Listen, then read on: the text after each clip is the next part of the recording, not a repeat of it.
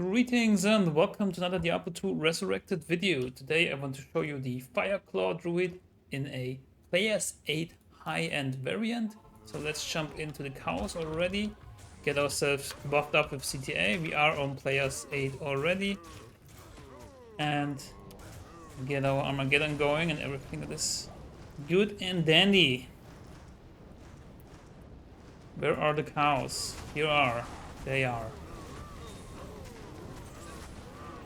So as you can see, we have no problem whatsoever. It's not the fastest, of course, because it's still like mostly a melee build, supplemented by Armageddon. But it's still pretty nice, because it's players 8. Look at all those items. No drop chances, significantly reduced. I can just melt through them. But let's look at the skills, items, stats, gear, everything.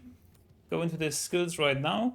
I have 1 into each of these and 20 into fire claws. They have like 16k fire damage, which is like a huge amount.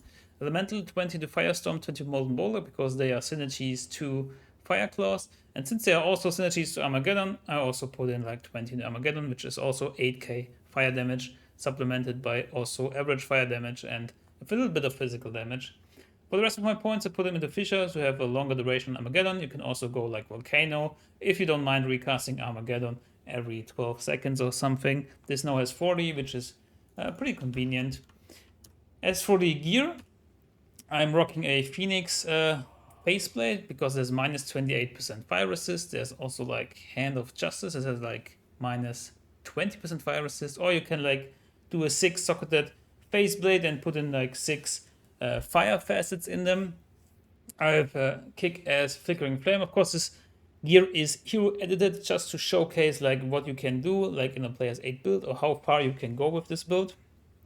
This has +3 Armageddon, +3 Fire Claws as a base, as well as the Flickering Flame Rune Word, which gives us 3 to fire skills and minus 15 to enemy fire resistance, as well as a Maras, a Phoenix Shield, which also gives minus 28% to fire resistance, a Chains of Honor. You can also use Enigma, but you can only teleport outside of werewolf form, so it's a bit tedious to do that. I put on Warcraft. You can do any other boots that you want. A Raven Frost for the Cannot Be Frozen and some sweet attack rating. Arachnid Smash for +2 skills. You can also go with Wardangos, since we are a melee build and we really like the physical damage reduction. A BK Ring for the +2 skills and some life. Mage Fists, but we can also use Laying of Hands for more attack speed and Fire Res. But Mage Fists are nice because they give us +2 fire skills as well. As for charms, a Flame Rift Grand Charm to sunder the fire immunities, and then Shapeshifting Skillers along with Torch Annie and some small charms with resistances on them. I don't really need them, I guess. I'm really overcapped on my res gear because I have the Chains of Honor, which has 65 all res. Moving on to the attributes, enough strength to equip my gear, some points into vitality, also to equip like a faceplate, which needs 136, and the rest into vitality. You can put in more into dex if you feel like you have low attack rating, but I guess that is enough to have like around 10k. As for the Merc, Ramp Gaze, Treachery, and of course Infinity to further boost our fire damage. And that's about it. Let's see where else we can go. Let's try out the Travincal. Doesn't really make sense to make it on P8. P7 would be like the highest, I guess, because P8 doesn't give you more drops or anything. But still. Also, let's buff up our CTA.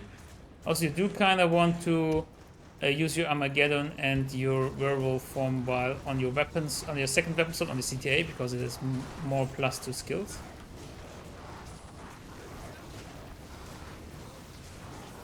Yeah, this is players 8 Travincal, and we don't have any problem whatsoever. But we have like super GG gear, of course. I mean, 3 Burr runes in total, 2 Jar runes.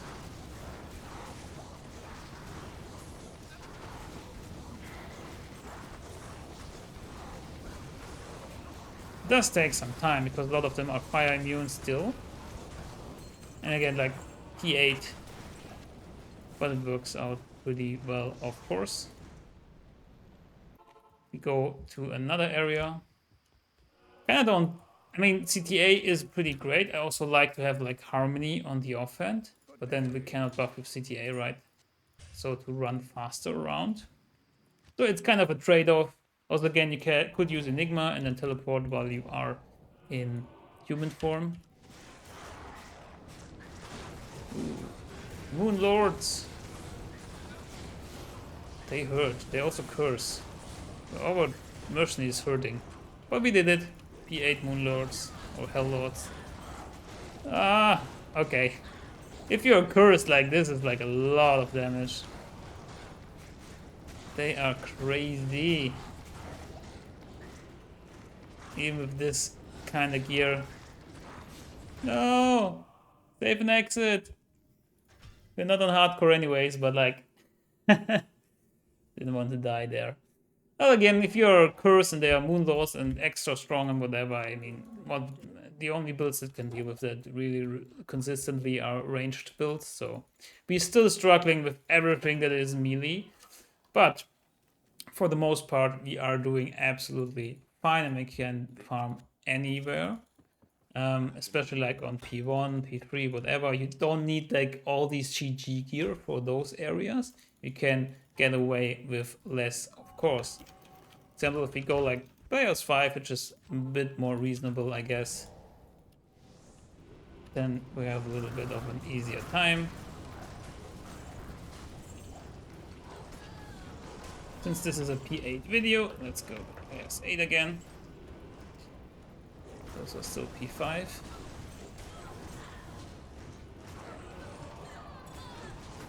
And again, you don't need like the Infinity, you don't need like Phoenix, etc. You can also, as I have shown in my other video, go with an Obedience rune word, which is very nice.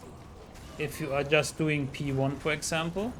But of course, if you want to go higher player levels, player counts, then you kind of need better gear, right? You kind of cannot do it on a budget anymore. So that is what this build is for, to show you what chase items, what GG items to look out for. That would be like Phoenix Shield, maybe a Phoenix Faceplate, but maybe you can first like look for, or in parallel look for like a nice base for a Flickering Flame. And just go from there, right?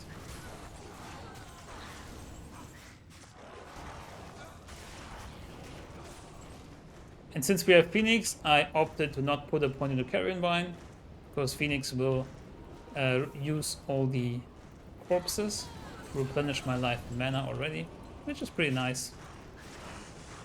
Oops. The density here is so low, actually. Come on already. Where are all the monsters at? All there is like 2 Spike Fiends.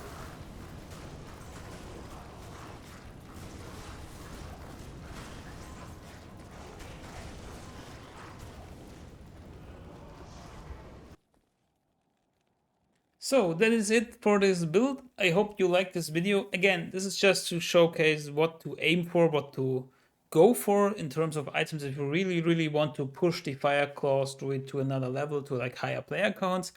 I can't really highly recommend it because I think it's still like a melee build and it still struggles because of that. Because in P8 you get like a lot of damage and you're standing right in front of the monster.